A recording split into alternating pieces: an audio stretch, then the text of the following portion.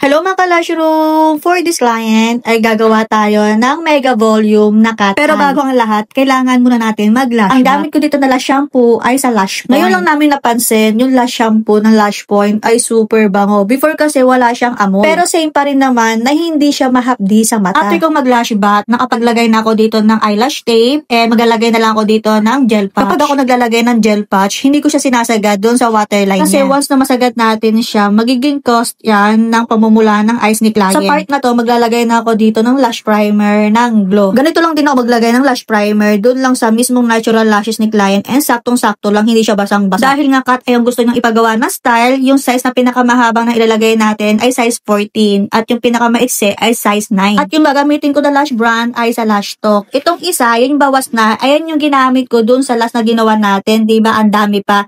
And kumuha na ako ng isa pang set na bago, baka kasi kulangin tayo dito kasi medyo makapal nga yung natural lash ni client. At yung gagamitin ko na lash glue ay yung sa Glow. O diba, sinasabi ko sa inyo palagi kung ano yung mga ginagamit ko. Anyway, ang ganda ng pre-made na 8D ng Lash Talk kasi bukang-buka talaga siya. And yung pinaka-base niya is pointed na pointed. Hindi siya katulad ng iba na yung pre-made na 60, 70, 8D, yung base niya ay ang lapad. Itong sa Lash Talk, ay nako, super nipis. And kapag kinuha mo siya dun sa tray niya, hindi siya naghihiwa-hiwalay. Sulit ang payment dito mga ka-Lash Room. Promise. At yung lash glue ng Glow, kayo na ang humusga. Nakikita niyo naman sa video kapag dinikit natin, kapag nilagay natin, dikit agad siya. Ayoko na mag-comment, kayo na humusga. Baka sabihin niyo na naman, lahat naman ng lash glue maganda sa'yo. O anong gagawin? Kapag maganda, gagamitin mo talaga. At lahat ng lash glue na ginagamit namin, iisa ang lagayan, pinagsasama-sama namin sila. And sa part na to, oras na naman para tayo ay mag-monitor ng ating sugar. Kasi nga, 4 na beses sa isang araw. After 2 hours nga, ay tapos na tayo sa ating mega volume cat eye set. Bago ko tanggalin yung eyelash gel patch and eyelash tape, ay binabrush ko muna siya ng maigi. At ito ngayon nagamit natin na pre-made. Yung isa ubos na talaga siya kasi bawas na yan. And itong kinuha natin bago, konti lang talaga yung nabawas natin. O diba, sulit na sulit pa rin siya. At yung last na gagamitin natin ay yung sa finisher ng Glow. Para tagang intact na intact talaga yung lash glue na ginamit natin at para mas magtagal ang kanyang retention. Finally, mapapakita ko na sa inyo kung ano yung outcome ng gawa natin. So ito na nga yun. Ayan, diba super ganda. Napakagandang gamitin ng Lash Talk na pre-made nila. Plus, dito pa kayo nagpagawa sa Lash Room, hindi dikit sa balat,